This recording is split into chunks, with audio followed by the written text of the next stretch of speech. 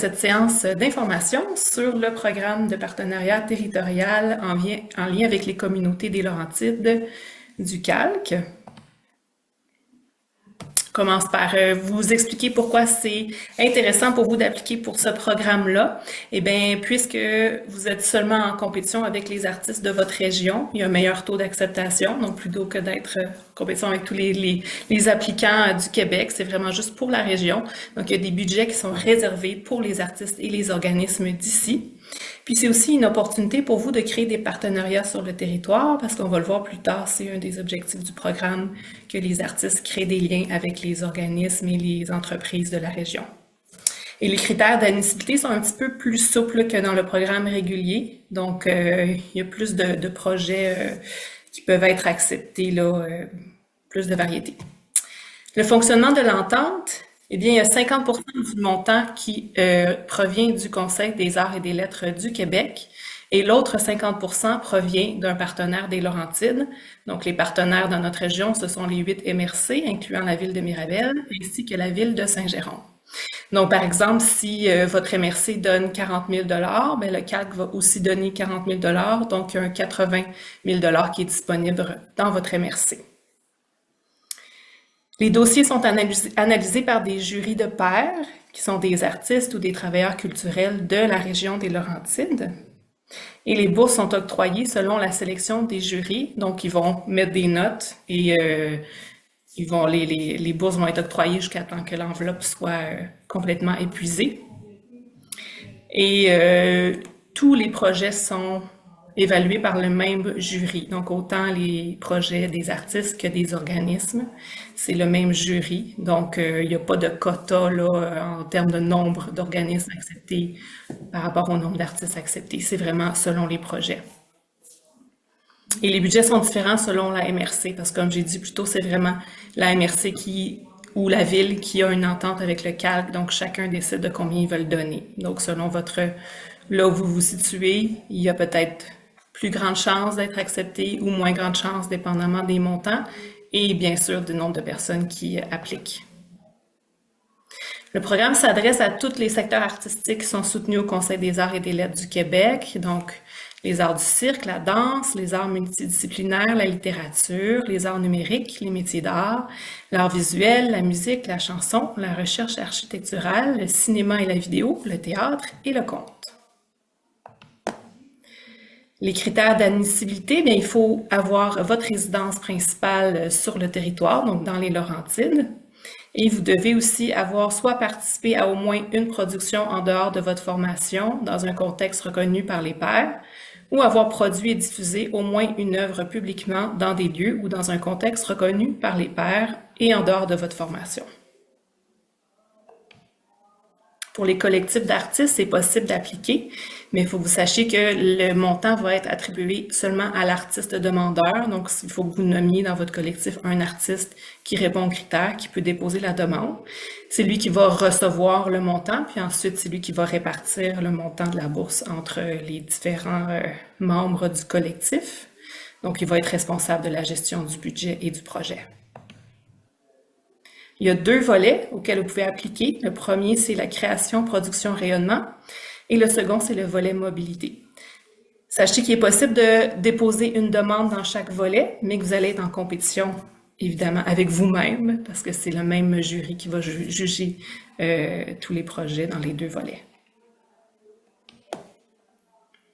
Le montant maximum que vous pouvez demander, c'est de 20 000, autant dans le volet 1 que le volet 2. Et le montant que vous demandez ne peut pas représenter plus de 80% du budget total de votre projet.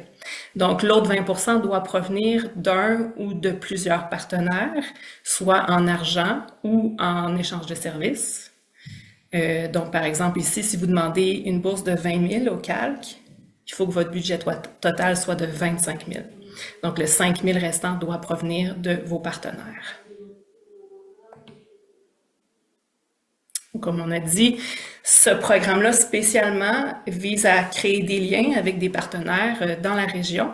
Donc, c'est différent du programme de bourse régulier où il n'y a pas cette exigence-là. Celui-là, on veut vraiment que les artistes créent des partenariats avec leur communauté sur le territoire. Mais ça n'a pas besoin d'être de l'argent que votre partenaire vous donne. Ça peut être un rabais, ça peut être l'accès à des ressources humaines, le prêt d'une salle, du matériel, l'accès à peut-être un public que vous n'auriez pas eu accès si vous n'avez pas ce partenariat-là. Par exemple, on peut penser avec une école, donc l'accès à des élèves pour votre projet.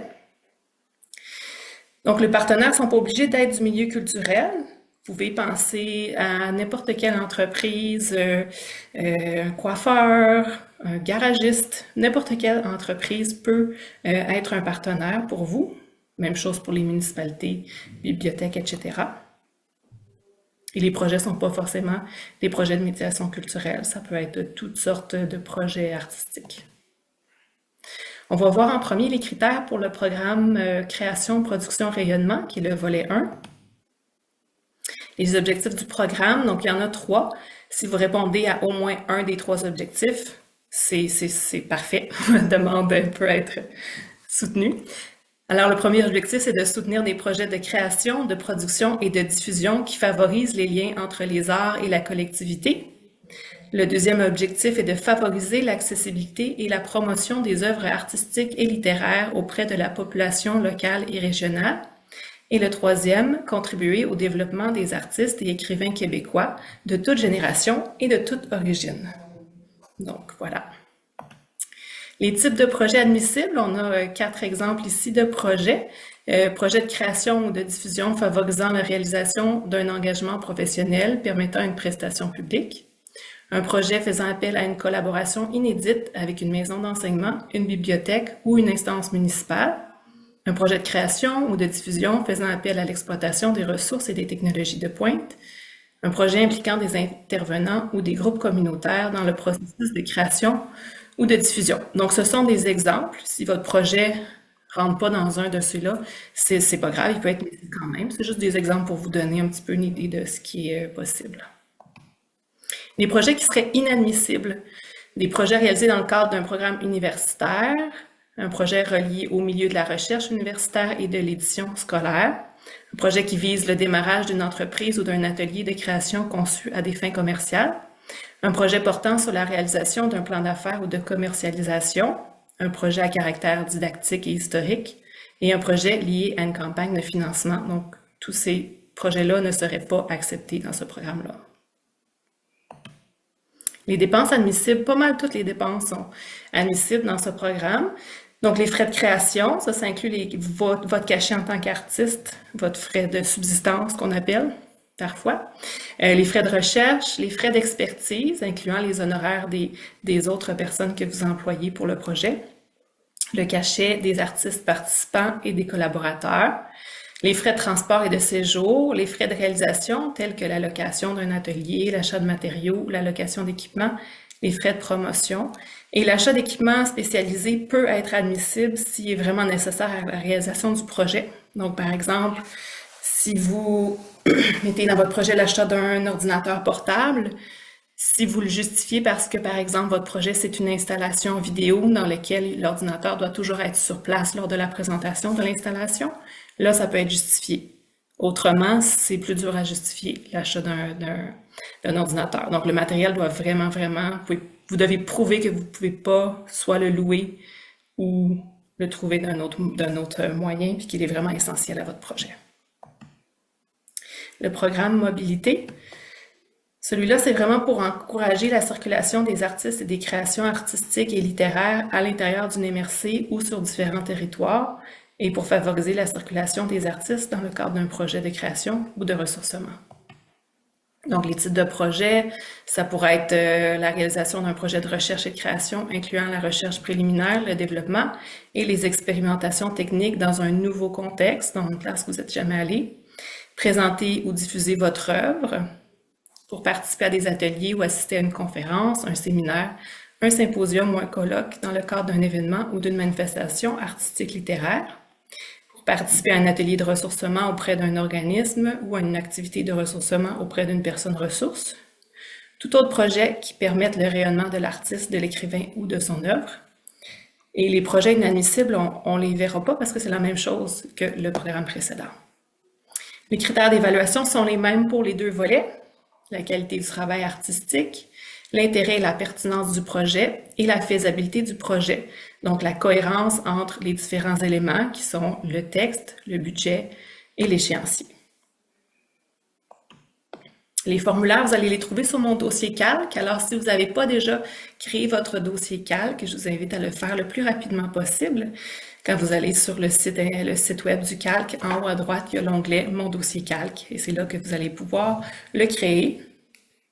Et c'est vraiment par cette plateforme-là que vous allez pouvoir déposer votre dossier. Donc, les formulaires sont en ligne. La date limite pour faire votre demande, c'est le 10 avril. Et ça prend environ 3 mois avant d'avoir les réponses. Donc, pensez à ça dans votre échéancier. Peut-être essayer de faire en sorte que votre projet ne commence pas avant le mois de juillet, parce que sinon, vous prenez le risque de peut-être pas avoir le financement et devoir débourser de votre poche. Sachez aussi que toutes les dépenses qui sont faites avant la date limite, donc avant le 10 avril, ne peuvent pas être couvertes par la subvention. Donc, c'est seulement les dépenses faites après le 10 avril que vous pouvez mettre dans votre demande. On s'attend à ce que les projets soient réalisés dans l'année suivante, donc avant juillet 2026, c'est possible. Si vous devez avoir un plus long délai, vous devez demander au Conseil des arts et des lettres du Québec une extension. Ça peut arriver, des fois il y a des imprévus dans les projets qui se passent, donc habituellement ils acceptent de vous donner une extension, mais idéalement on veut que le projet soit réalisé en dedans d'un an. Dans le formulaire, vous allez retrouver 2 questions. La première, c'est décrivez votre projet. Vous avez un maximum de 10 500 caractères, espace compris. C'est quand même beaucoup de caractères, donc peut-être pour certains, ça va être difficile de remplir autant de caractères. Vous n'êtes pas obligé d'aller au maximum du nombre de caractères, mais je vous recommande au moins avoir la moitié des caractères parce que sinon, souvent, ça veut dire qu'on n'a pas assez expliqué notre projet. La deuxième question, ça va être de présenter les retombées attendues de la réalisation du projet sur l'évolution de votre carrière et sur les collectivités visées. Celui-là, c'est un maximum de 3500 caractères, espace compris. Pour vous donner un petit peu une idée du matériel qui est demandé en soutien à votre demande, bon, il y a le formulaire, comme on vient de voir. Ensuite, il y a un budget, il y a un échéancier, des photos, vidéos, un dossier de presse si vous en avez un, et la lettre d'engagement du partenaire. Quelques conseils. Alors, bien sûr, réfléchir dès maintenant à votre projet. Ça peut être long, remplir une demande de subvention, surtout si vous n'en avez jamais fait. Ça peut prendre un bon, je dirais, 30 heures, peut-être plus pour certains. Ça dépend vraiment de à quel point vous êtes habitué ou pas. Donc, pensez-y dès maintenant parce que ça va arriver très vite le 10 avril. Approchez les partenaires rapidement pour demander votre lettre parce que ça aussi, ça peut être long, surtout si c'est une municipalité ou un organisme communautaire. Il y a souvent des délais, donc approchez-les le plus rapidement possible. Et dans votre lettre, il faut vraiment que l'entreprise, l'organisation, écrive tout ce qu'il vous offre et la valeur que ça a. Donc, par exemple, prêt de locaux, 30 heures de prêt de locaux, ça vaut 1500 $, par exemple. Il faut que ça soit écrit dans votre lettre, ce qu'il vous offre et la valeur de ce qu'il vous offre. Débutez la rédaction pour avoir le temps de demander des relectures. Donc, moi, je recommande toujours d'avoir au moins 2 à 3 relectures. Donc, vous faire relire par des personnes en dehors qui connaissent pas votre projet. Parce que des fois, c'est très clair pour nous ce qu'on écrit, mais pour d'autres personnes qui connaissent soit pas votre domaine d'activité ou ce que vous faites, c'est peut-être pas si clair que ça. Parce que sachez que le jury de pairs, ça va être des artistes et des travailleurs culturels de tous les domaines. Donc, si vous mettez des mots très, très techniques associés à votre discipline, ça se peut qu'ils comprennent pas. Donc, des fois, il faut expliquer un petit peu plus. Si vous êtes membre de Culture Laurentide, vous avez le droit à une relecture gratuite avec moi. Donc, quand votre dossier est prêt, quand vous avez répondu aux 2 questions, que votre échéancier est fait et votre budget, vous pouvez m'envoyer ces 3 éléments-là et en dedans à peu près 2 semaines, je devrais pouvoir vous donner mes commentaires et vous allez pouvoir les appliquer. Donc, pensez-y d'avance pour être sûr d'arriver à temps pour pouvoir déposer votre projet à la bonne date limite. Je conseille tout le temps d'intégrer votre démarche artistique dans votre demande parce que les gens qui vont lire votre demande, la plupart vous connaîtront peut-être pas. Donc, c'est bien qu'ils comprennent bien c'est quoi votre démarche artistique, qui vous êtes comme artiste. Donc, souvent, je recommande de le mettre au début, dans la première question. Votre échéancier doit être réaliste, bien sûr, et le plus détaillé possible pour qu'on comprenne bien les étapes du projet. Votre budget doit être équilibré, c'est-à-dire que les revenus et les dépenses, le revenu moins les dépenses doivent arriver à zéro. Mais ça se fait quand même automatiquement là, dans mon dossier calque. La plateforme va vous le dire s'il y a un problème dans le budget, puis vous allez devoir l'équilibrer là, par vous-même. Accordez de l'importance à vos documents d'appui. Donc, les images, les photos, on veut des choses de qualité professionnelle. Des fois, on hésite parce qu'on se dit, ah ouais, mais là, j'ai un petit vidéo work in progress, mais il n'est pas autant professionnel peut-être qu'un autre qui pourrait vraiment plus appuyer votre demande et montrer votre professionnalisme. Mais choisissez toujours ce que vous avez qui est plus professionnel possible. Et mon dernier conseil, c'est de ne pas dénaturer la nature de votre projet juste pour fitter dans le programme. Il y a d'autres programmes au Conseil des arts et des lettres du Québec. Donc, si votre projet ne cadre pas trop avec ce programme-là, bien, on peut regarder pour déposer dans un autre programme, comme le programme de bourse régulier, par exemple, qui ne demande pas d'avoir de partenariat. Voilà. Donc, je vous laisse ici mon courriel. Si vous avez des questions, vous pouvez toujours me l'envoyer par courriel.